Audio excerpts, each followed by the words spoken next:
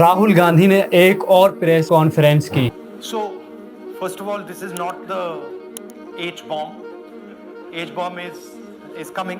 फिर से election commission पर बहुत बड़े गंभीर आरोप लगाए, उनके साथ वोट चोरी के प्रूफ भी दिखाए। उन्होंने कहा कि डेमोक्रेसी तभी बच सकता है जब हर सिटीजन का वोट सुरक्षित हो। लेकिन आज की सिचुएशन ये है कि वोट्स ही सिस्टमैटिक तरीके से डिलीट किए जा रहे हैं। राहुल गांधी ने कर्नाटक की आलंद असेंबली सीट का एग्जाम्पल देते हुए बताया कि वहां एक BLO के रिश्तेदार का वोटर लिस्ट से नाम कटा हुआ मिला।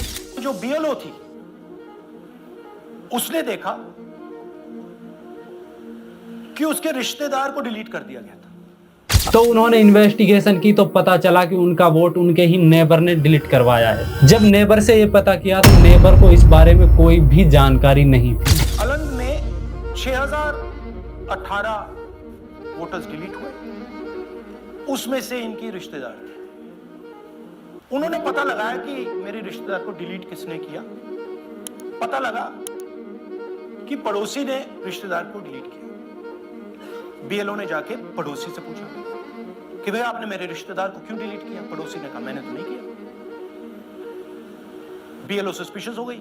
इसके बाद BLO ने इसके ऊपर पूरी तरह से इन्वेस्टिगेशन की और ये चोरी पकड़ी गई, जिसके बाद पता चला कि वोटर लिस्ट से 6000 से ज्यादा नाम काटे जा चुके हैं और ये वोट चोरी का एक बहुत ही डेंजरस तरीका है। राहुल गांधी ने कहा कि ये कोई लोकल लेवल की गड़बड़ी नहीं है, बल्कि इसके पीछे पूरा का पूरा सॉफ्टवेयर और एक ऑर्गेनाइज सिस्टम काम कर रहा है। और सबूत के साथ हम आपको दिखाएंगे कि ये जो डिलीशंस हुए हैं ये सेंट्रलाइज तरीके से कॉल सेंटर के प्रयोग करके, सॉफ्टवेयर के प्रयोग करके किए गए और इलेक्शन कमीशन इस सब पर एक्शन लेने की बजाय इनको प्रोटेक्ट कर रहा है कि ज्ञानेश कुमार जी हिंदुस्तान के चीफ इलेक्शन कमिश्नर वोट चोरों की रक्षा कर रहे हैं। आइए इस वीडियो में जानते हैं कि राहुल गांधी ने क्या क्या एलिगेशंस लगाए। राहुल गांधी ने अपनी प्रेस कॉन्फ्रेंस में पहला एलिगेशन लगाया कि वोट्स का डिलीट होना किसी एक इंडिविजुअल की गलती नहीं, इसके बड़े पैमाने पर सॉफ्टवेयर के जरिए अंजाम दिया जा रहा है। उनका कहना है कि यह काम किसी कॉल सेंटर से ऑपरेट हो रहा है, जहां सिस्टमैटिक तरीके से हजारों वोटर्स के नाम वोटर लिस्ट से हटाए जा रहे हैं। उन्होंने कहा कि इसके पीछे एक बहुत बड़ा नेटवर्क और ग्रुप शामिल हो सकता है जो डेमोक्रेसी को कमजोर करने का काम कर रहा है। राहुल गांधी ने सवाल उठाया, आखिर इलेक्शन कमीशन इस पूरी प्रोसेस पर आंखें बंद करे हुए क्यों बैठा है और क्यों आम लोगों की कंप्लेंट्स को सीरियसनेस से नहीं ले रहा। और सबूत के साथ हम आपको दिखाएंगे कि ये जो डिलीशंस हुए हैं ये सेंट्रलाइज तरीके से कॉल सेंटर के प्रयोग करके, सॉफ्टवेयर के प्रयोग करके किए गए। राहुल गांधी ने दूसरा एलिगेशन लगाया कि इलेक्शन कमीशन इस पूरे गेम में शामिल लोगों को बचाने की कोशिश कर रहा है। राहुल गांधी ने साफ तौर पर chief election commissioner Gyanesh Kumar को रिस्पॉन्सिबल ठहराया और कहा, अगर इलेक्शन कमीशन ईमानदारी से काम करता तो आज इतने बड़े पैमाने पर वोट डिलीट नहीं होते। राहुल गांधी ने खुलासा किया कि कर्नाटक CID ने पिछले 18 महीनों से 18 बार चुनाव आयोग को नोटिस भेजा है। इन नोटिस में CID ने कहा जिस तरह वोट डिलीट हो रहे हैं उन नंबर्स का IP एड्रेस, OTP ट्रायल्स और मोबाइल डाटा चाहिए जिनसे ये काम किया जा रहा है। लेकिन इलेक्शन कमीशन ने या तो इंफॉर्मेशन देने से इनकार कर दिया या फिर अनकंप्लीट इंफॉर्मेशन दी। CID ने हिंदुस्तान के इलेक्शन कमीशन को 18 चिट्ठियां लिखी। हमें आप ये इंफॉर्मेशन दीजिए, बिल्कुल क्लियर है।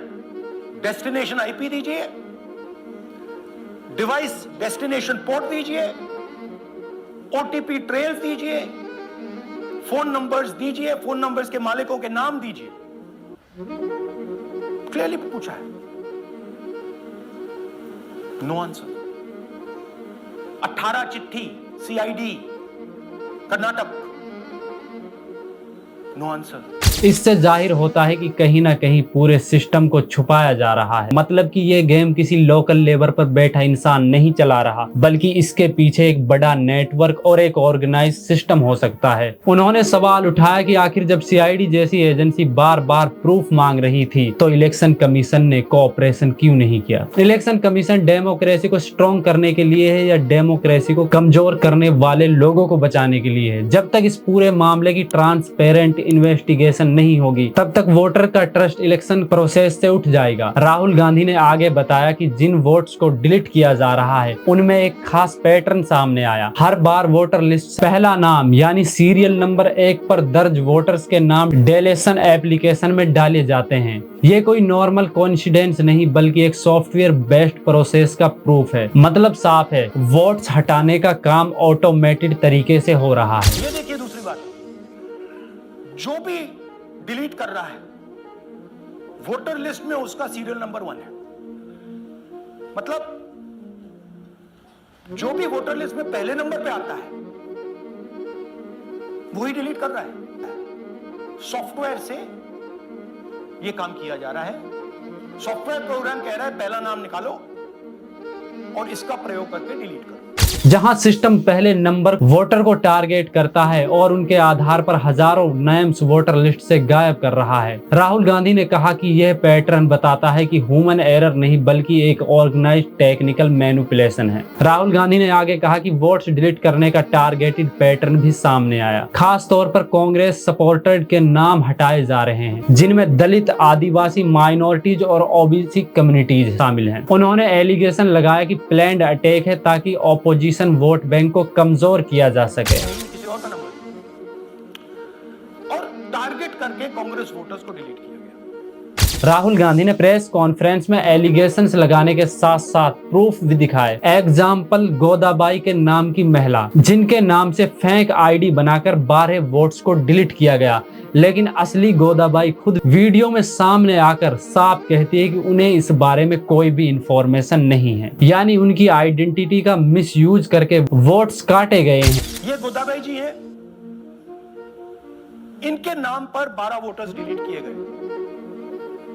इनको मालूम ही नहीं, इनको पता ही नहीं कि इन्होंने 12 वोटर्स डिलीट किए।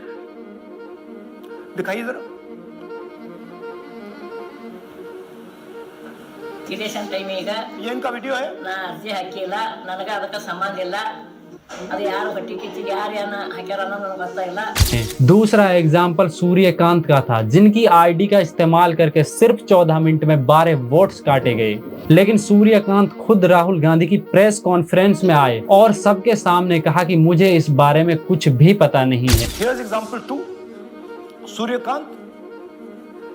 This gentleman apparently deleted 12 voters in 14 minutes. Kannada में बोलिए। ನನ್ನ ಹೆಸರು ಸೂರ್ಯಕಾಂತ್ ಗೋವಿನ. ನಾನು ಸರ್ಸಂಬ ಗ್ರಾಮದಲ್ಲಿ ನನಗೆ ನಾಲೆಜ್ ಕೇಳಿದೆ ನನ್ನ ಹೆಸರು ಮೇಲೆ 9 इन दोनों केसेस से राहुल गांधी ने साबित किया कि वोट डिलीशन कोई नॉर्मल मिस्टेक नहीं बल्कि एक ऑर्गेनाइज्ड फ्रॉड है जिसमें फेक आईडीज और सॉफ्टवेयर का इस्तेमाल करके वोटर्स के राइट छीने जा रहे हैं। राहुल गांधी ने प्रेस कॉन्फ्रेंस के जरिए अपने एलिगेशन को और भी क्लियर करते हुए कहा, chief election commissioner Gyanesh Kumar इस पूरे मामले में सबसे बड़ी भूमिका निभा रहे हैं। The Chief Election Commissioner of India is protecting the people who have destroyed Indian democracy. उन्होंने दावा किया ज्ञानेश कुमार वोट डिलीट करने वाले नेटवर्क को बचा रहे हैं और जब कर्नाटक सीआईडी बार बार नोटिस भेज रही थी तब कोई सॉलिड रिप्लाई नहीं दिया जा रहा। राहुल गांधी ने बताया कि पिछले 18 महीनों में सीआईडी ने इलेक्शन कमीशन को 18 बार नोटिस भेजा है जिसमें साफ कहा था कि हमें उन नंबर्स का आईपी एड्रेस, ओटीपी ट्रायल्स और मोबाइल डाटा चाहिए, लेकिन हर बार या तो इनकम्प्लीट डाटा दिया गया या फिर इंफॉर्मेशन देने से इनकार किया गया। राहुल गांधी ने ये डेमोक्रेटिक राइट पर सीधा अटैक बताया। कर्नाटका सीआईडी ने केस चालू किया कि वोटर कौन है, ये फोन किसके हैं, ये आईपी एड्रेस क्या है, ओटीपी कहां गया, इन चीजों के बारे में इन्वेस्टिगेशन शुरू होती है।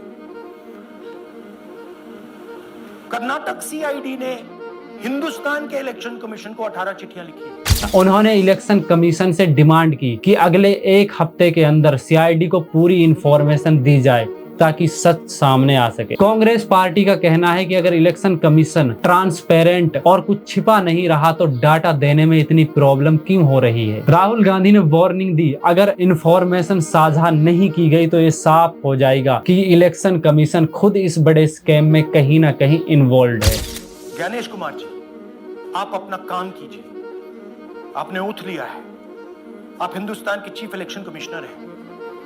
आपसे कर्नाटक की सीआईडी सबूत मांग रही है।